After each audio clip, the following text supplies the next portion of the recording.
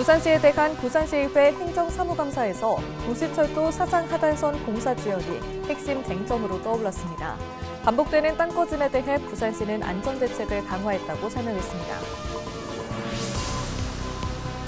변성환 더불어민주당 부산시당 위원장과 박형준 부산시장이 첫 공식 회동을 가졌습니다. 두 사람은 부산 발전을 위한 여야 협치 방안을 논의하며 정부와 중앙당 간 가교 역할을 강화하기로 뜻을 모았습니다. 부산시가 문화체육관광부 공모사업인 2026년도 생활체육시설 확충 지원 사업에 선정돼 역대 최대 규모인 국비 451억 원을 확보했습니다.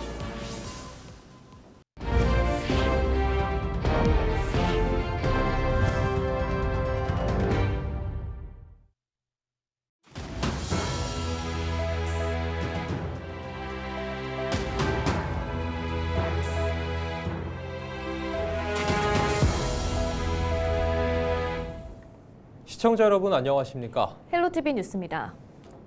27년뒤에 이어지는 사상 하단선 공사는 반복된 땅꺼짐 속에 개통 시기가 4차례나 연기돼 2027년으로 밀렸습니다. 부산시의회 행정사무감사에서는 2027년 개통 가능성과 반복된 땅꺼짐 사고가 핵심 쟁점으로 떠올랐습니다. 권정숙 기자의 보도입니다.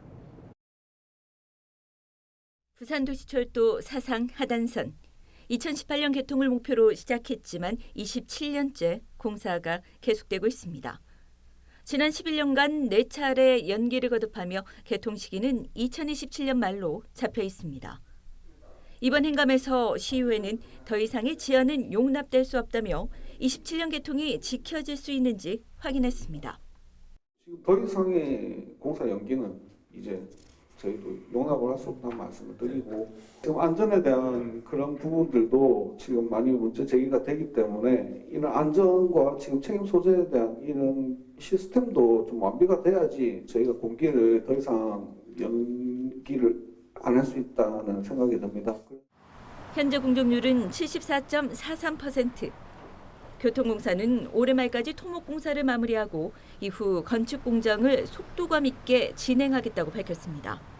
현재 문제가 발생하지 않으면 큰 문제가 없다면은 저희들은 최대한 하여튼 27년 말까지는 저희들이 준공을 해야 되지 않나 하는 입장을 갖고 있습니다. 이를 위해선 반복된 땅꺼짐 문제도 해결해야 합니다. 지금까지 사상 하단선에서 발생한 땅꺼짐은 15차례. 부산시 감사에선 부실 시공과 관리감독 소홀이 지적됐습니다. 문제가 집중 추궁되자 교통공사는 1,505개 시추 보링 작업과 하루 6회 순찰 등 안전대책을 강화했다고 설명했습니다.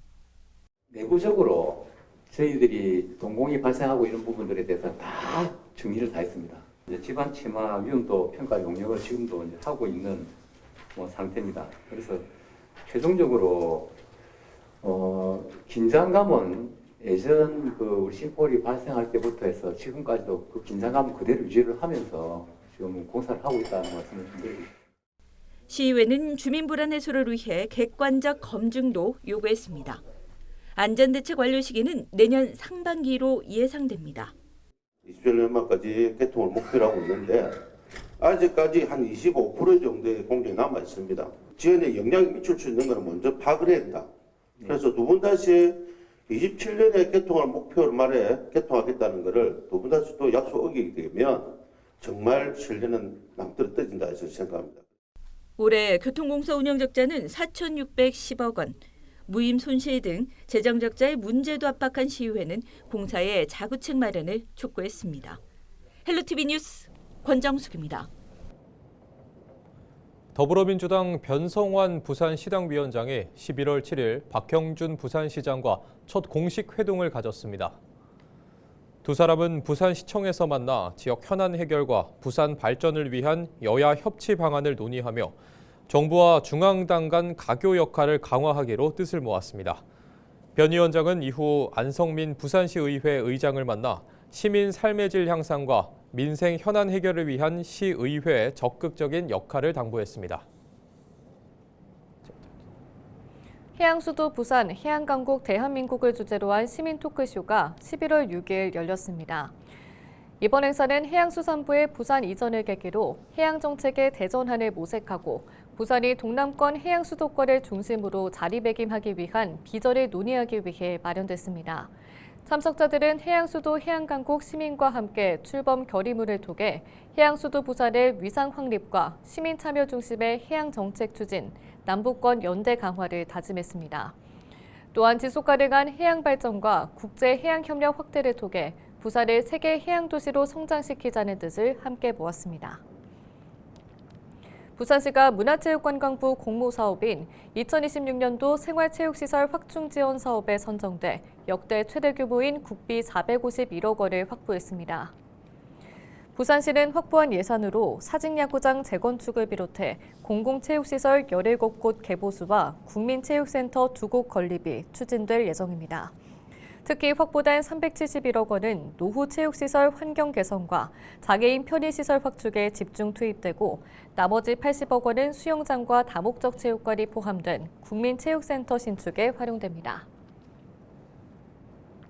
부산시가 낙동강 하구 국가도시공원법 개정을 기념해 의숙도 문화회관 잔디광장에서 시민 어울림 행사를 개최합니다. 이번 행사는 국가도시공원 지정 법령 개정을 기념하고 시민사회의 노력에 감사를 전하기 위한 자리로 박형준 시장과 이성권 국회의원 등 300여 명이 참석할 예정입니다.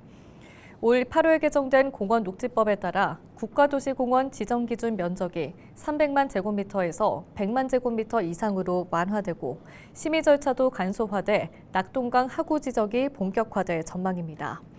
시는 을숙도가 국가도시공원으로 지정되면 체계적인 생태관광지로 도약할 수 있을 것으로 기대하며 지역의 지속가능한 도시환경 조성을 위해 시민 참여를 확대할 계획입니다. 해운대구가 주민과 관광객의 주차 편의를 위해 주말과 공휴일 불법 주정차 단속 유예 시간을 1시간 연장합니다. 11월 29일부터 3개월간 시범 운영되는 이번 조치로 단속 유예 시간은 기존 오전 11시 30분부터 오후 2시 30분까지 해서 오전 10시 30분부터 오후 2시 30분까지로 확대됩니다. 유예 시간 동안 해운대 전역에서는 계도 중심의 단속이 이루어지지만 교차로와 횡단보도, 소방시설 등 6대 절대 금지 구역은 기존과 동일하게 과태료가 부과됩니다. 해운대구는 내년 2월 22일까지 시범 운영한 뒤 현장 모니터링과 주민 의견을 바탕으로 지속 시행 여부를 검토할 계획입니다. 부산시의회 김창석 의원은 지난 6일 열린 행정사무감사에서 최근 2년간 부산시 교육청의 사법기관 범죄 통보 건수가 245건에 달했다고 밝혔습니다. 비위 유형은 음주운전 9건, 성범죄 7건, 도박, 절도, 사기 30건 등이며 징계 결과는 해임 8명, 감봉 9명, 내부 종결 81건으로 중징계보다 경징계가 많았던 것으로 나타났습니다. 김 의원은 특히 교원 간 성비위가 잇따르고 있음에도 징계 수위가 낮아 재발 우려가 크다며 실효성 있는 예방교육과 강력한 제도 개선이 필요하다고 지적했습니다. 부산 수영구 이면도로에서 덤프트럭이 보행자를 치는 사고가 발생했습니다. 수영경찰서에 따르면 6일 오후 2시 26분쯤 수영구 광안동 한 이면도로를 진입하던 40대 남성 운전의 덤프트럭이 진행 방향 우측에 서 있던 60대 남성을 미처 발견하지 못하고 충격했습니다. 보행자는 119 구급대가 출동했지만 현장에서 숨졌습니다. 경찰은 블랙박스와 주변 CCTV 영상을 확보해 정확한 사고 경위를 조사하고 있습니다. 부산지방해양수산청 부산항 건설사무소가 부산항 신항과 진해신항 개발지 인근에 해충 피해 예방을 위해 방역을 실시했습니다. 이번 방역은 신항 준설토 투기장 2구역과 주변 마을을 대상으로 연막기와 분무차를 이용한 성충 방역과 함께 드론을 활용한 유충 방역을 병행했습니다. 부산항 건설사무소는 2023년부터 진행 중인 해충관리대책 수립 용역 결과를 반영해 해충 생태와 서식 환경을 분석한 맞춤형 방역을 진행하고 있다고 밝혔습니다.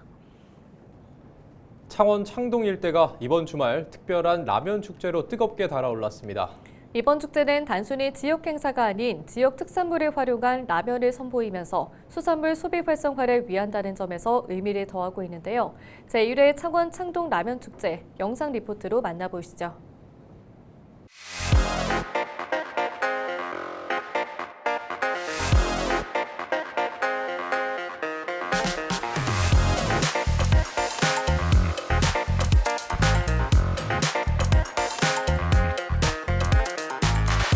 저기 홍합라면 나왔습니다.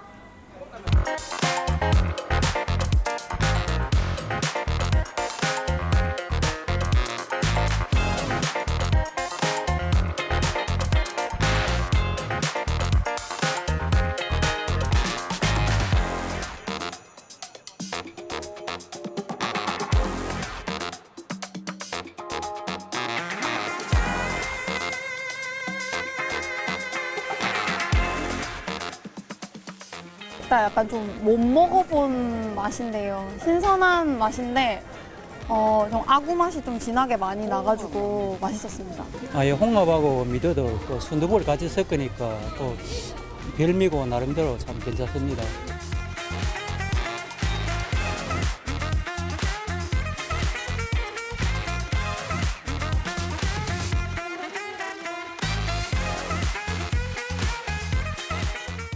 나산 지역 농산물을 이용한 라면 축제입니다. 창동을 한번 알리고자 또 창동과 함께 부활하고자 이런 라면 축제를 먹거리 축제를 저희들이 하게 됐는데 많은 이용 바랍니다.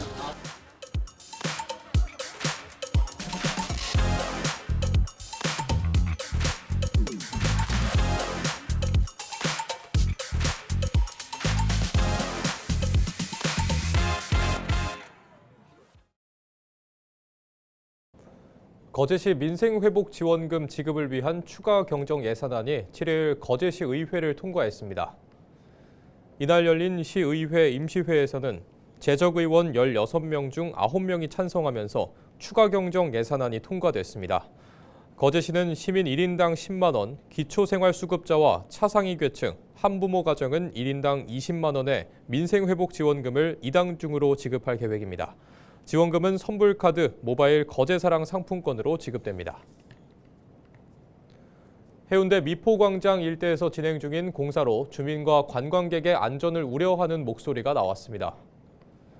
심윤정 해운대구 의원은 7일 열린 정례회 본회의에서 미포광장을 공사 차량 통로로 사용하고 있다며 행정의 판단을 강하게 비판했습니다. 해운대구는 중동 1020의 1 일대 건축 허가 당시 도로 진입에 문제가 없다고 판단했지만 실제 공사에서는 시공사가 도로 진입이 불가능하다는 이유로 차량 출입이 금지된 미포광장을 이용한 것으로 드러났습니다. 심의원은 이미 화재 당시 소방차 진입이 어려웠던 사례가 있었음에도 도로 여건을 재검토하지 않은 것은 명백한 직무 태만이라며 구청은 즉시 건축 허가를 재검토하고 공사 통로 사용을 중단해야 한다고 촉구했습니다. 부산시가 외국인 유학생을 대상으로 갈빗길 체험단을 운영하며 부산의 대표 도보 여행길을 세계에 홍보합니다. 11월 7일부터 8일까지 진행되는 이번 프로그램에는 부산 지역 22개 대학에서 선발된 외국인 유학생 83명이 참여해 해운대 아르피나에서 발대식을 가진 뒤 오륙도와 이기대 등 갈빗길 주요 구간을 체험합니다. 참가자들은 욜로 갈매길 5코스와 6코스 일부를 걷고 영도구의 문화공간인 아르떼 뮤지엄과 피아크를 방문해 부산의 예술과 자연을 동시에 체험할 예정입니다. 둘째 날에는 해운대 해수욕장에서 열리는 제15회 갈빗길 국제걷기대회에 참가해 시민들과 함께 걸으며 부산의 해양도시 이미지를 국내외에 알릴 계획입니다. 합천군이 지난 7월 극한호우로 큰 피해를 입은 가회변과 삼가면, 대벽면 지역의 복구 사업을 본격적으로 추진합니다. 합천군은 6일 군청에서 대규모 재해복구 사업 추진을 위한 착수보고회를 열고 122억 6천만 원을 투입해 근본적인 복구 대책을 마련하기 위한 방안을 논의했습니다. 재해복구 사업이 추진되는 곳은 가회변 가회천과 신등천, 도탄천, 대벽면 금성천과 회양천, 용주면 황계천과 팔상천 등 7개 지점입니다. 대규모 재해복구 사업은 올해 말까지 관계기관 협의와 주민 설명회 등을 거쳐 설계 초안을 완료하고 내년부터 단계적으로 공사에 들어갈 계획입니다. 또 공공시설 피해 복구의 경우 사업비 3,661억 원을 투입해 내년부터 시급한 순으로 차례대로 시행할 계획입니다. 이상으로 뉴스를 마칩니다. 시청해주신 여러분 고맙습니다.